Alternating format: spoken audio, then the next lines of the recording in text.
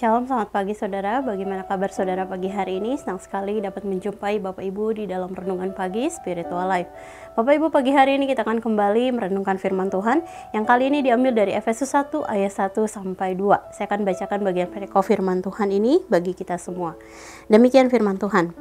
Dari Paulus, Rasul Kristus Yesus oleh kehendak Allah kepada orang-orang kudus di Efesus, orang-orang percaya dalam Kristus Yesus, kasih karunia dan damai sejahtera dari Allah, Bapa kita, dari Tuhan Yesus Kristus menyertai kamu. Dan renungan pada pagi hari ini berjudul Salam. Bapak Ibu Saudara, bentuk surat yang dituliskan oleh Rasul Paulus adalah surat siklis atau surat terbuka untuk semua gereja di wilayah Asia Kecil. Beberapa sejarawan Kristen menemukan bahwa dalam beberapa manuskrip Efesus Yunani kuno tidak memuat kata di Efesus dalam Efesus 1 ayat 1. Sebaliknya, salinan surat itu mengatakan kepada orang-orang kudus yang setia. Ini berarti bahwa surat itu tidak dimaksudkan untuk gereja tertentu di kota tertentu, tetapi untuk semua orang kudus, seperti dalam kasus surat Petrus kepada mereka yang telah menerima iman yang sama seperti kita, di dalam 2 Petrus 1 ayat 1. Kalimat orang yang dikuduskan pada ayat 1a dalam bahasa Yunani yaitu hagios, yang berarti orang suci atau seseorang yang tidak bercela secara moral dan dipisahkan bagi Allah. Dengan demikian, orang percaya termasuk kita semua adalah orang suci yang dipanggil dan dipisahkan Allah dari dunia untuk dapat hidup secara tidak bercela di hadapan Allah dan sesama.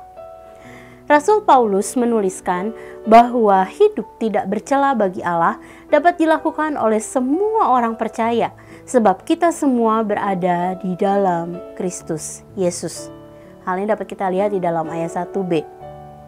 Bapak Ibu Saudara, seorang teolog bernama John Stott, dia menggambarkan kebenaran teologis berkaitan dengan hidup di dalam Kristus, yaitu bersatu secara pribadi dengan Kristus, seperti ranting yang menempel pada pokok anggur dan anggota tubuh yang menyatu dengan tubuhnya, dan demikian juga kepada umat dengan Allah.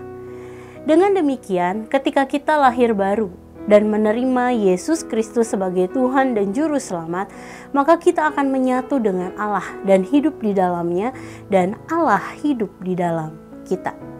Sehingga kita mampu untuk hidup di dalam kesetiaan kepada perintah-perintahnya dan memegang teguh kebenarannya. Saudara, sebagai umat Allah, hidup kita bukan milik dunia atau diri kita sendiri, tetapi milik Kristus. Dan karena itu seluruh perbuatan kita seharusnya mencerminkan Kristus yang hidup di dalam kita. Dan karena kita hidup dalam dunia yang telah jatuh dalam dosa dan menganggap biasa apabila kemalasan, kemarahan, iri hati, kerakusan hawa nafsu, dan lain-lain menguasai seseorang dan bahkan tercermin di dalam setiap perbuatannya, maka menjadi sebuah tantangan besar saat kita berjuang untuk mencerminkan Yesus yang ada di dalam diri kita. Tantangan tersebut misalnya apabila kita tidak memegang prinsip dunia dan tetap memegang teguh kebenaran Allah, maka mungkin saja kita akan dijauhi, mungkin saja kita akan dianggap aneh. Namun meskipun demikian, jangan menjadi lemah dan menyerah. Sebab Roh Kudus yang hidup di dalam diri kita akan menolong dan membimbing kita untuk hidup di dalam Allah. Dengan cara tetap setia di dalam memegang prinsip-prinsip kerajaan Allah dan hidup sebagai orang yang dikuduskan dan dipisahkan Allah dari dunia. Saudara, mari sejenak kita merenungkan firman yang baru saja kita dengar. Saudara, beranikah kita memegang teguh kebenaran Allah meskipun ada konsekuensi yang harus kita tanggung? Mari bergantunglah pada kuasa Roh Kudus yang akan senantiasa memampukan kita untuk tetap memegang teguh kebenaran di hadapan Allah dan sesama.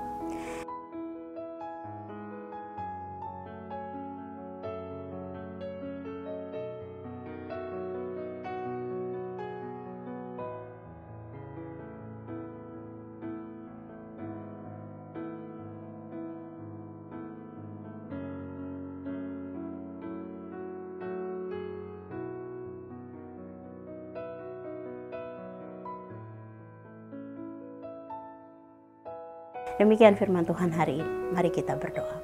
Tuhan, terima kasih satu hari Allah tambahkan di dalam kehidupan kami. Sungguh bukan karena kuat dan gagah kami, tapi semua adalah anugerah kasih karunia yang Allah limpahkan di dalam kehidupan kami. Mari jika pagi hari ini Tuhan Allah menemukan kami kurang berani Tuhan untuk berpegang teguh pada kebenaran-kebenaran Allah dan hidup sebagai orang-orang yang dipisahkan dari dunia, maka berikan kami keberanian yang lebih besar lagi Tuhan, sehingga hidup kami sungguh dapat mencerminkan Kristus yang sedang hidup di dalam diri kami. Bapa, kami serahkan seluruh keberadaan kami dalam tangan kasih-Mu, Allah yang menolong kami di dalam segala tanggung jawab tugas yang kami kerjakan di sepanjang hari ini Tuhan. Yang kami percaya Tuhan, kami dapat menjadi berkat, kami bisa memberikan berkat Tuhan kepada orang-orang di sekitar kami melalui apapun yang kami kerjakan, yang kami percaya Engkau menolong kami di dalam segala hal yang kami kerjakan. Terima kasih Tuhan. Dalam nama-Mu Tuhan Yesus kami berdoa dan mengucap syukur. Haleluya. Amin. Selamat pagi saudara, selamat menjalani hari bersama dengan Tuhan. Tuhan Yesus memberkati.